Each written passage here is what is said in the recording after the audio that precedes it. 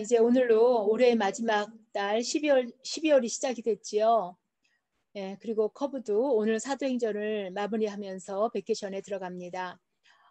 오늘 사도행전 마지막 장, 드디어 바울이 로마에 도착하였습니다. 그동안요, 우리도 바울과 함께 숨가쁘게 로마로 가는 듯한 착각이 들었습니다. 바울은 가이사라를 떠나 로마를 향해 왔습니다. 바울의 로마 여정은 처음부터 끝까지 많은 어려움과 역경으로 가득 차 있었습니다. 마치 모든 세력들이 바울이 로마로 가는 여정을 방해하는 것처럼 보이기도 합니다. 특별히 유라굴라 풍랑을 만나 배가 표류하는 장면을 누가는 아주 자세하게 기록하고 있습니다. 그러나 바울은 절망적인 상황에서도 낙심하지 않습니다. 모든 사람이 절망하는 상황에서도 바울 한 사람은 늘 편안한 가운데 있음을 볼 수 있었습니다. 왜냐하면 바울은 하나님이 자기와 함께 하신다는 것을 믿고 있기 때문입니다. 그리고 자신을 향한 하나님의 뜻을 알고 있기 때문입니다. 하나님은 바울에게 로마 선교의 비전을 주셨습니다. 사도행전 23장 11절 말씀입니다. 그날 밤에 주께서 바울 곁에 서서 이르시되 담대하라. 내가 예루살렘에서 나의 일을 증언한 것 같이 로마에서도 증언하여야 하리라. 바울은 이 말씀으로 인해 폭풍 속에서도 죽음의 위기 앞에서도 편안함을 잃지 않습니다. 하나님이 주신 말씀과 하나님의 뜻을 믿기 때문입니다. 모든 것을 다스리시는 하나님의 주권을 믿음으로 반드시 로마에 갈 것을 의심하지 않습니다. 그동안 바울의 로마 여정을 살펴볼 때 하나님의 사명을 깨닫고 하나님과 동행하는 삶이 얼마나 복되고 귀한 인생인지 깨닫게 됩니다. 우리에게도 하나님은 각자의 사명을 주셨습니다. 우리가 그 사명을 깨달을 때 어떤 어려움과 역경이 와도 믿음에서 흔들리지 않을 것입니다. 그리고 마침내 하나님은 우리를 통해서 이루실 것입니다. 사도행전을 마치면서 우리 모두가 각자에게 주신 이 사명과 비전을 깨닫게 되기를 소원합니다. 이제 바울 일행은 멜리데 섬에 구조가 되었습니다. 멜리데 섬은 지금의 말타 섬으로 이탈리아 반도의 남쪽에 위치한 작은 섬입니다. 이곳에서 바울이 독사에 물리는 사건이 일어납니다. 그러나 바울이 독사에 물려도 죽지 않는 것을 보고 원주민들은 바울을 신격화합니다. 그래서 바울은 섬에서 가장 높은 보블리오의 대접을 받고 그의 아버지와 주민들의 병을 고쳐줍니다.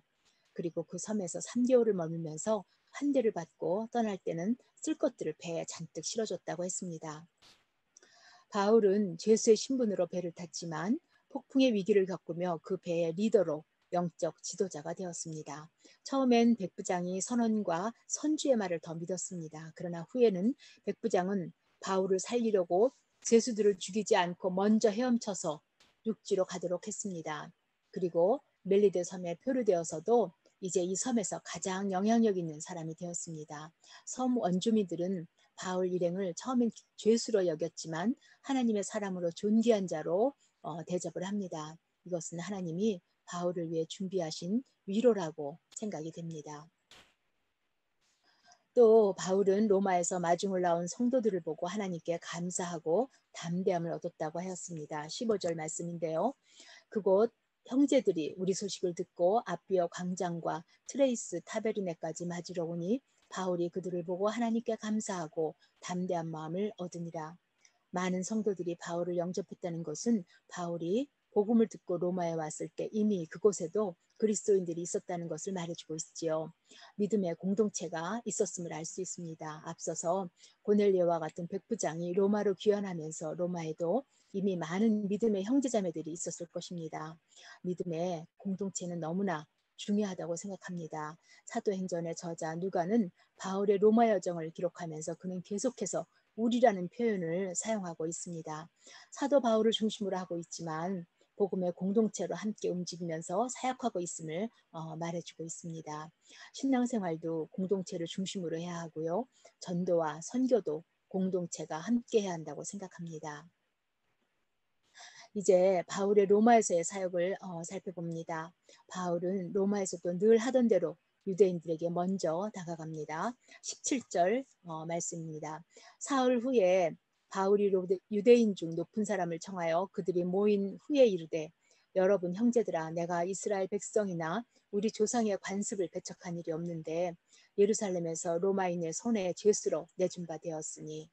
먼저 바울은 유대인들을 향해서 여러분 형제들아 라고 친근하게 부릅니다. 그리고 자신도 유대인이며 어떻게 로마까지 포로로 오게 되었는지를 설명합니다.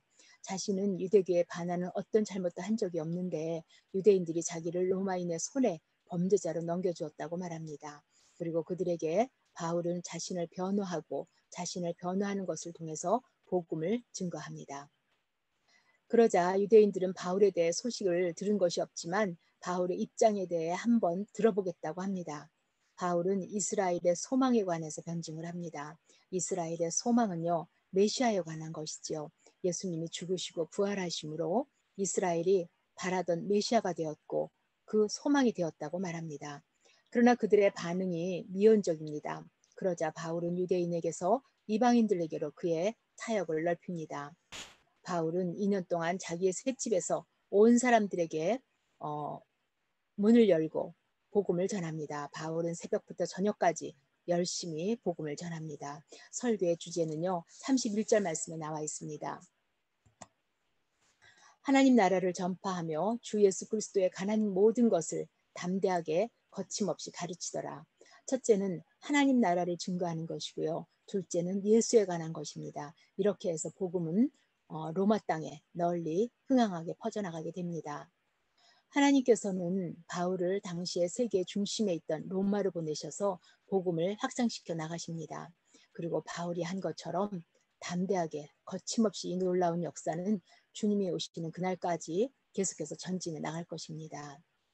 이제 사도행전을 마무리하면서 바울 사도가 언제 황제의 법정에 섰는가, 또 재판의 결과는 어떻게 되었을까, 어떻게 순교했을까, 이런 의문이 생기지요.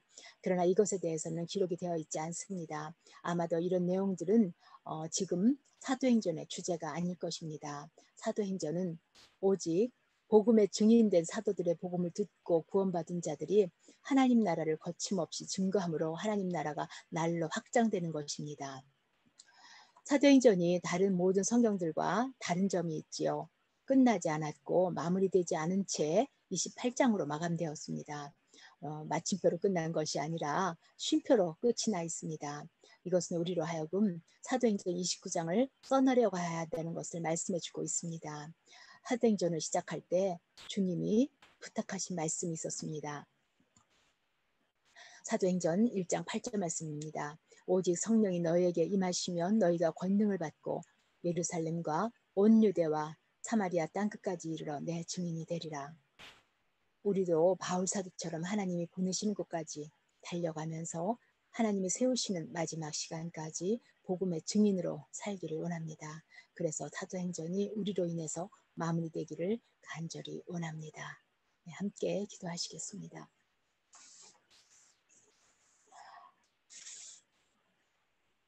하나님 아버지, 그동안 바울 사도와 함께 사도행전을 공부하게 하시니 참으로 감사합니다. 바울 사도와 함께 달려온 사도행전을 통해서 우리의 마음이 복음에 대한 열정과 은혜로 충만케 하시니 감사합니다. 그의 삶은 오로지 주 예수께로만 맞춰져 있어서 그 믿음의 한길을 달려올 수 있었은 줄 압니다. 하나님, 우리도 어두운 눈을 열어주시고 오직 주만 바라보게 하시고 우리의 마음이 주께로만 향할 수 있도록 하여 주시기를 간절히 원합니다. 그래서 우리로 29장의 사도행전을 계속 기록할 수 있게 하여 주시기를 간절히 원합니다. 하나님 아버지, 지금 교회가 인생 뒤집기를 진행하고 있습니다. 한 영혼을 천하보다 귀하게 여기시는 주의 마음으로 기도하며 권면하게 하여 주시기를 원합니다. 주께서 준비된 영혼들이 주를 만나는 생명의 역사가 충만케 하여 주시기를 원합니다. 커브를 통해서 우리에게 늘 은혜 주심을 참으로 감사합니다. 우리 주 예수 그리스도 이름으로 기도하였습니다. 아멘. 오늘 간증하실 분들이 3분 계신데요. 먼저 장소희 자매 간증을 소희 자매가 일을 시작하는 바람에 같이 함께 할 수는 없어서 대신 이경화 집사님이 읽어주시기로 하셨고요. 다음번으로는 변희의 자매, 그 다음번에는 문미라 자매 이렇게 순서로 간증하겠습니다. 네, 이경화 집사님 시작해 주세요. 장소희 집사님, 간증을 저는 읽겠습니다. 안녕하세요. 저는 치노밸리 아름다운 교회 장소희 집사입니다. 치노밸리 아름다운 교회를 섬긴 지 2년이 다 되어갑니다. 사실 저는 개척교회에 가고 싶지 않았습니다. 저희 아빠와 시아버님은 모두 목회자로 아주 오랫동안 작은 교회를 섬기었기 때문입니다.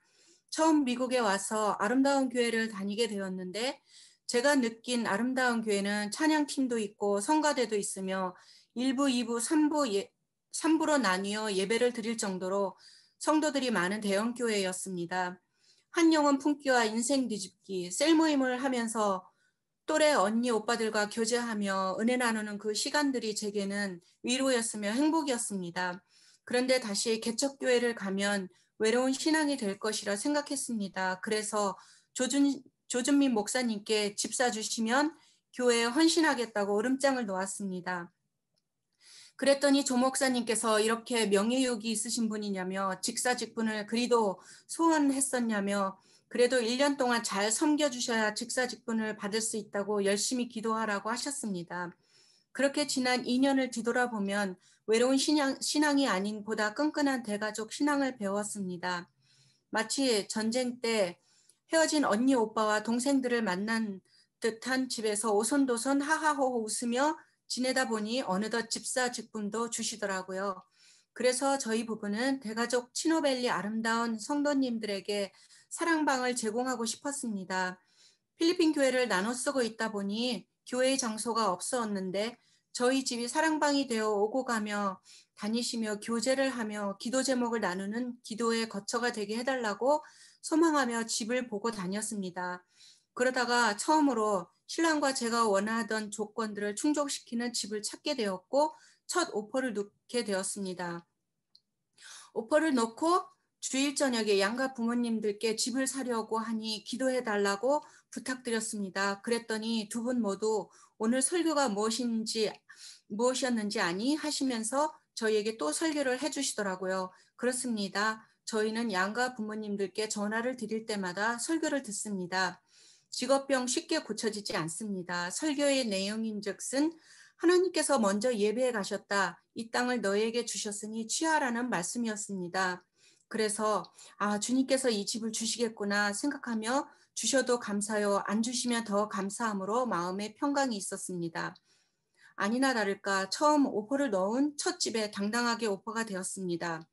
에이전트분이 처음 오퍼되기 쉽지 않다면서 그리고 저희 케이스는 쉽고 깔끔한 케이스라 론도 잘 나올 것이니 걱정하지 말라고 하셨습니다. 그때부터는 하나님께서 역시 저희를 너무 사랑해 주셔서 순탄하게 주시겠구나 라며 자만하고 있었나 봅니다. 그러나 실제로는 에스코라가 열리자마자 저희는 롤러코스터를 탄 것처럼 소식 하나하나에 기분이 좋았다, 우울했다, 오락가락이었습니다. 처음에는 다들 융자가 나올 것 같습니다라고 했지만 정보를 다 드린 후에는 얼마밖에 못 나오겠는데요. 오퍼 금액이 시세보다 높아서 다운 페이를 더 많이 하셔야겠습니다. 등등의 이유로 론 회사를 5군데나 바꿨습니다. 다행히 하나님께서 붙여주신 천사분들의 손길로 자금이 준비되었습니다. 그래서 인스펙션을 받고 셀러에게 무엇 고쳐야 하는데 크레딧을 달라고 했더니 터무니없는 금액이라며 한 푼도 못 주겠다는 답변을 받았습니다. 에이전트도 금액이 높으면 서로 상의해서 조절을 하면 되는데 또한 시세보다도 오퍼를 높게 넣었는데 안 고쳐준다면 캔슬하는 게 어떻겠느냐고 말하셨습니다. 처음에는 이 집이 하나님의 뜻인 것만 같았는데 저희가 욕심으로 무리해서 진행하는 것이 아닌지 두려움과 불안함에 사로잡혔습니다. 론이 잘 나올까? 융자는 잘 갚아갈 수 있을까? 양가 부모님들께서도 하나님께서 주신 것이라고 하셨는데 혹 하나님께서 안 된다고 막으시는 사인이 아닐까? 그 순간 사도행전 20장, 21장이 파노라마처럼 스쳐 지나갔습니다.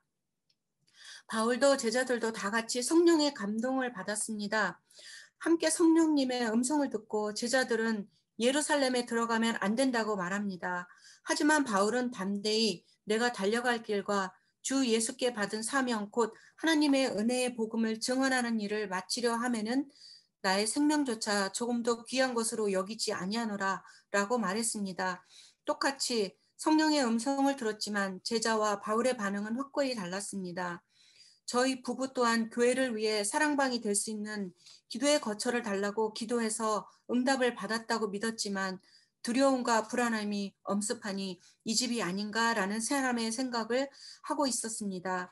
갈팡질팡하는 마음으로 다시 한번 하나님께 사인을 구하며 기도했고 바로 다음날 에이전트에게서 연락이 왔습니다.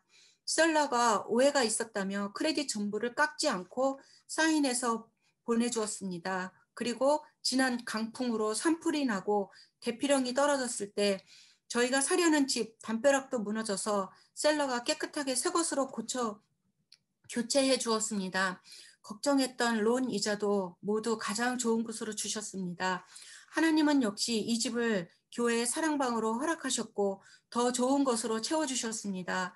론을 진행하신 분도 에이전트 분도 모든 것이 이렇게 바이어에게 유리하게 진행된 것이 참 신기하다며 잘 되는 사람은 뒤로 넘어져도 꽃밭이라고 말씀하셨습니다. 렌더를 바꾸면서 지연된 날들과 응답이 없는 은행 서류를 생략하고 처리하지 않고 있던 에스크로 그 모든 힘든 시간들이 결국 다 협력하여 선을 이루는 과정이 되었음을 깨닫게 하셨습니다. 그러나 집을 소유하게 된 것이 감사한 것보다 그 과정을 겪으면서 우리와 함께 하시고 항상 최고의 것으로 자녀에게 허락하시는 하나님의 선하시며 인자하심에 더 큰 감사를 드립니다. 지금 집 사고 싶으신 분들 교회 집사 되기를 소망하십시오. 그러면 하나님께서 더 후해 주시고 흘러 넘치게 주시리라 확신합니다. 감사합니다. 이상입니다. 간증할 수 있는 찬스를 주셔서 너무 감사합니다. 사도행전은 저에게 다시 한번 가야 할 방향을 보여주었습니다. 교회에서 임하는 저의 자세를 살펴보게 했고 하나님의 발견을 게을리했던 지난날을 회개하는 시간을 갖게 되었습니다. 이 사람들을 상관하지 말고 버려두라. 이 사상과 소행이 사람으로부터 났으면 무너질 것이요. 만일 하나님으로부터 났으면 너희가 그들을 무너뜨릴 수 없겠고 도리어 하나님을 대적하는 자가 될까 하노라. 바리새인 가말리엘의 이 말은 저에게 교회에서 어떤 모습으로 임해야 함을 보여주었습니다. 바울의 복음 전파를 방해하는 자들의 모습은 시기가 가득하거나 아니면 반대되는 정당한 증거를 찾지 못해 누군가를 선동하여 거짓 증인을 세우고 무리를 충동시켜 소동하게 만듭니다. 내 안에도 이들의 모습처럼 내가 인식하는 부분도 있고 인식하지 못하고 하나님을 대적하는 부분이 분명히 있습니다. 이스라엘과 이방인들에게서 내가 너를 구원하여 그들에게 보내어 그 눈을 뜨게 하여 어둠에서 빛으로 사탄의 권세에서 하나님께로 돌아오게 하고 죄사함과 나를 믿어 거룩하게 하게 된 무리 가운데서 기업을 얻게 하리라. 이 말씀은 하나님께서 바울에게 준 사명이었고 교회의 사명 또한 이것일 것입니다. 나의 모습이 하나님의 뜻을 대적하는 자인지 찬찬히 관찰해 봅니다. 가말리엘이 말한 것처럼 하나님의 뜻이 아니라는 증거를 아무것도 내세울 수 없다면 그냥 가만히 내버려 두는 것이 최선의 모습이 아닌가 싶습니다. 바울이 예루살렘에 가는 것을 만류했던 아가보와 성령에 감동된 여러 성도들은 바울이 권함을 받지 아니하므로 주의 뜻대로 이루어지이다 하고 만류를 그만두었습니다. 이것이 내가 교회에서 취해야 할 자세임을 다시 한번 다짐해 봅니다. 주께서 이르시되 하늘은 나의 보좌여 땅은 나의 발등상이니 너희가 나를 위하여 무슨 집을 짓겠으며 나의 안식할 초소가 어디냐. 이 모든 것이 다 내 손으로 지은 것이 아니냐. 인류의 모든 족속을 한 혈통으로 만드사 온 땅에 살게 하시고 그들의 연대를 정하시며 거주의 경계를 한정하셨으니 이는 사람으로 혹 하나님을 더듬어 찾아 발견하게 하려 하심이로되 그는 우리 각 사람에게 멀리 계시지 아니하도다. 분명 우리는 창세기 1장을 통해 하나님께서 이 세상을 창조한 분이심을 알고 있습니다. 저는 제 자신에게 세상이라는 하나님의 작품에 얼마나 관심을 가지고 살고 있는가를 질문해 봅니다. 아들이 홈스쿨링을 하고 있습니다. 그가 배워야 하는 것들을 옆에서 지켜보면서 모든 것들이 하나님이 만드신 작품들에 대해서 알아야 하는 것입니다. 하늘과 땅, 식물, 동물, 사람에 관한 것입니다. 역사 속에서 연대를 정하셔서 필요한 사람을 그 자리에 심어주시고 그 주의 경계를 한정하여 사람들로 나라를 세우게 하셨습니다. 나의 학창 시절을 돌아보았습니다. 선생님들께서 우리에게 가르치고자 했던 마음은 무시하고 그 시간을 잠으로 보냈던 나, 절대 공부에 관심이 없었던 나, 공부를 하는 이유를 찾지 못해 그 시간을 다 허비해 버렸습니다. 하나님의 창조물에 관심을 갖지 않았습니다. 하나님 앞에 죄인된 마음을 가져봅니다. 공부는 세상을 창조하신 하나님을 더듬어 발견해가는 과정이라 생각합니다. 우리 아들이 공부가 자신을 억압하는 굴레가 아닌 하나님의 작품을 감상하고 알아가는 과정에서 하나님이 하나님 되심을 발견해가고 하나님이 멀리 계시지 않는 분이심을 깨달아가는 아이가 되기를 기도합니다. 바울은 복음을 전하는 일에 자신의 생명을 귀한 것으로 여기지 않았다고 합니다. 그러나 구하는 반대로 유대인들은 당을 지어 맹세하기를 바울을 죽이기 전에는 먹지도 마시지도 아니하겠다 합니다. 누군가를 죽이기 위해 아무것도 먹지 않겠다고 맹세하는 모습이 너무 어리석어 보입니다. 죽겠다는 결심은 같은데 바울과 너무나도 대조되는 모습입니다. 자신의 목숨을 누군가를 죽이기 위해 사용합니다. 반대로 바울은 예수님께 받은 사명 곧 하나님의 은혜의 복음 증언하는 일, 즉 사람들을 살리는 일에 자신의 생명을 사용합니다. 저 또한 이제는 돌이켜 나에게 주어진 생명을 누군가를 미워하면서 사용하는 것이 아니라 사람들을 세워주면서 살리는 일에 사용되어지기를 기도해 봅니다. 여러 날 동안 해도 별도 보이지 아니하고 큰 풍랑이 그대로 있음에 구원의 희망마저 없어졌더라. 이런 상황에서 얼마나 되는 사람들이 소망을 가질 수 있을까요? 분명 저는 하나님, 예수님이 소망임을 알면서도 불구하고 이런 현실에 닥치면 저는 소망 없는 자의 반응을 보입니다. 그러나 중요한 것은 교회 안에 분명 바울과 같은 하나님의 사람이 있다는 것입니다. 예수님의 피값으로 세워진 교회, 내가 이 안에 붙어 있으면서 하나님 말씀의 이룩 가운데 있었을 때 마치 배 안에 있던 모든 사람이 바울로 인해 마침내 다 상륙하여 구조되었던 것처럼 저 또한 어느새 소망의 자리에 가 있을 거라는 믿음을 가져봅니다. 감사합니다. 감사해요. 수고 많으셨어요. 다 은혜 말씀 잘 들으셨을 줄 알고요. 우리 2020년도에는 커브에 감사할 분들이 너무 많은데요. 우선 먼저 모든 일을 예비하시고 또 함께 하신 하나님께 먼저 박수로 영광 드렸으면 좋겠어요. 네, 감사합니다. 새로운 줌을 사용하여 만날 수 있도록 많이 수고해 주신 고사모님 정말 많은 것들을 배우시고 또 이 기간 동안에 수고 많이 하셨어요. 그리고 또 리더 브리더로 수고하신 분들 또한 너무 감사하고 또 줌 사용하는 게 용이하지 않으셨던 분들이 많으세요. 그래서 또 그것들을 배워서 또 이렇게 같이 할 수 있게 돼서 너무 감사드리고요. 또 학교가 문을 닫는 바람에 아이들을 데리고 같이 커버하느라고 굉장히 수고 많이 한 자매들이 있습니다. 그들에게도 너무 감사하다고 전하고 싶고요. 저희가 이제 사도행전 1권과 2권이 끝나고 다음 해 2002년 1월 19일에 다시 커브가 시작하는데 그때는 요한 1서를 저희가 공부하게 돼요. 그래서 우리가 더 많은 사랑에 대해서 배울 수 있는 시간이 될 수 있을 것 같고요. 마지막으로 우리 커브 리더 브리더 빼고 개근하신 분들이 있으세요. 너무 감사해서 저희가 선물은 직접 전해드리지 못해도 호명해 드리려고 그래요. 그래서 감사를 전하고 싶은데 먼저 김규희 권사님, 오문자 권사님, 그리고 김현숙 집사님, 백승희 권사님, 이생녀 권사님입니다. 네, 너무 수고하셨고요. 너무 감사합니다. 그리고 이번 9월에 시작하면서 커브에 새로 조인해 주신 분들이 있으세요. 그래서 그분들 호명하려고 하는데 배덕미 집사님, 그리고 이지은 자매, 강효정 자매, 샤론한 집사님, 또 제시카리 자매입니다. 다들 많이 수고하셨고요. 또 우리가 또 2021년에 또 새로운 모습으로 또 다시 줌으로 같이 공부할 수 있게 되기를 소원하고요.